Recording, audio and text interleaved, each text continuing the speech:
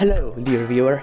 Following what I can only describe as an act of gratuitous backstabbing, what you're going to see is a filler episode, so feel free to skip this. Don't worry, I definitely won't cry if you do. Oh, and yeah, I'll be fixing stuff, hopefully, but this is not a tutorial. I am begging you to not watch this video.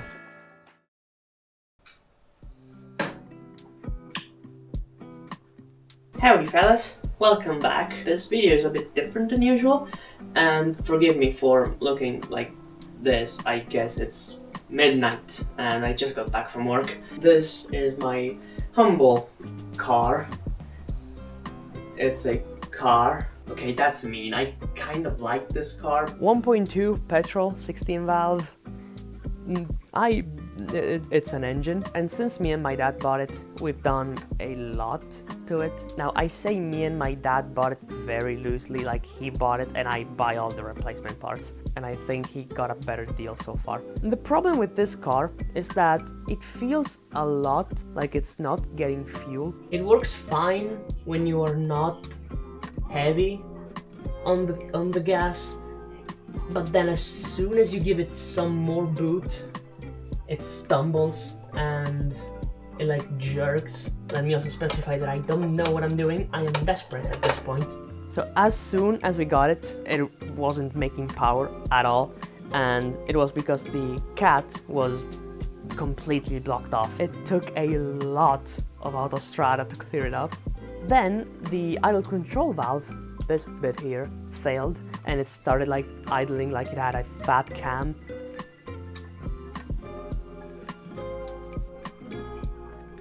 This here is the fuel pressure regulator. What happens in my case is that sometimes when I accelerate, more fuel gets sent to the fuel injectors. Most of the time it doesn't, and the car just stumbles on itself. At this point, I was pretty sure the problem was fuel related, because it was getting air and spark, and compression was good. So I did everything I could to clean the fuel system from any dirt or grime or anything. So this is an O2 sensor, it's also called a lambda sensor, and what it does is it reads the composition of the exhaust gases, tells the ECU how much fuel to inject. So now I'm going to put them both in the ultrasonic, and I will keep the connector out of the bath. Now, I was saying that I felt like the engine was running lean. That was true to an extent. I felt like it was running lean when I was really on it. Oh, sorry for these, but I hate the sound of the ultrasonic. And I've seen the spark plugs go very lean this morning when I changed the coil pack. So let's see what it does after I'm finished with the ultrasonic bath. Then I'm going to put everything back in the car and maybe go for a drive to see if it does anything better than before. But unfortunately, the result wasn't at all what I anticipated. First gear, floor it. I'm so confused, dude. This car is on drugs. If you floor it... Now it works. What? Let's see, second gear. I'm not flooring it.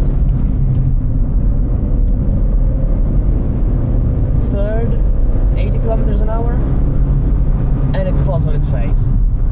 I'm in fourth gear, 80, flooring it,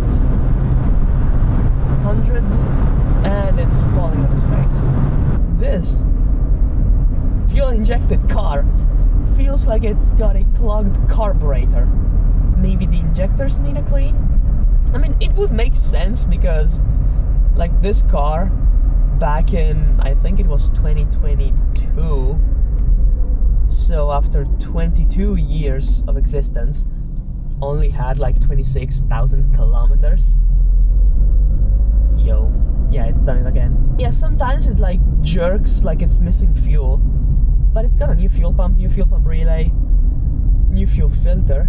Maybe the fuel filter I put in wasn't a very good one, which could be, I was poor. And after an unacceptable amount of struggling, I finally managed to take the fuel rail out. Fuel pressure regulator, I'm going to remove this one again, because I've already cleaned it. So I'm going to remove this, set it to the side with the other control valve, the TPS, and all the other stuff. And what I will do is I'm going to put the fuel rail in the ultrasonic with the throttle body that I already removed. This is actually what this video is in place of, because I need some spares that I don't have, like this clutch that is perished. And then after all of that is cleaned and all of this crud has gone, you know, to the bottom of the ultrasonic, I'm going to take all of this out, take the water out of the ultrasonic, and then I will just do a couple of cycles with the fuel injectors alone.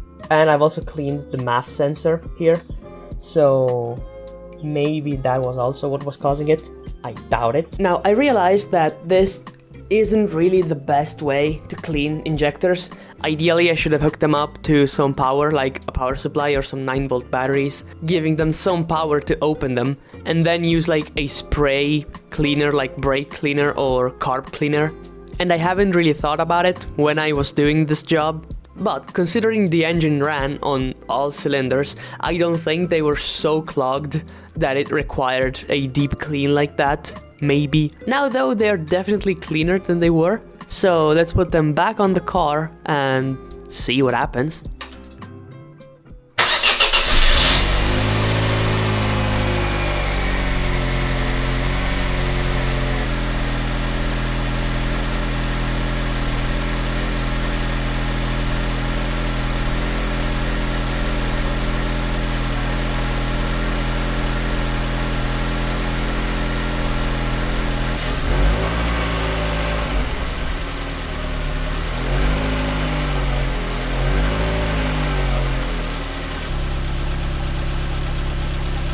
Got plenty of fuel pressure.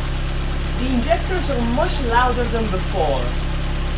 Does it mean they're working better? Or that I broke them? Still not convinced. Let's go for a test drive. I don't want to be like, oh, I fixed it, because she likes to debate me. So far, not bad. Really not bad. Still doing it. It's doing it again. It's the same thing.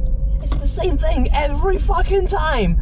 I clean something, I fix something, it runs better when it was running good already, but where it ran like shit, it still runs like shit. If not worse, because it feels worse, because it's running better anywhere else. What the fuck is wrong with this car, dude? Starting to believe this car is just on drugs and out to make me mad, like big mad. Timing may be a bit iffy, I think, but if it was timing, it would run bad, like it will always run bad. Not just when it goes into the torque band, I guess. It would have a different torque band and run kind of bad overall.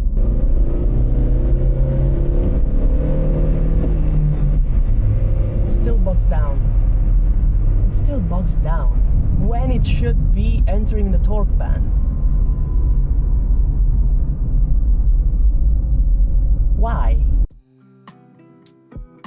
Now, while I'm doing all that, I wanted to tell you guys that if you're not subscribed to my channel yet and you enjoyed the last 2 videos, maybe consider subscribing, because there will be more videos like those 2. It's rainy season. Right now, I can't really upload videos like that, and I don't really like doing stuff in my garage because it's really dark, it's really small, and I don't have a lot of room to move around. But going forward, I will try to be more consistent in uploading. And I also wanted to thank you all for reaching, how much was it? 571 subscribers. It may not look like it, but I really appreciate your support.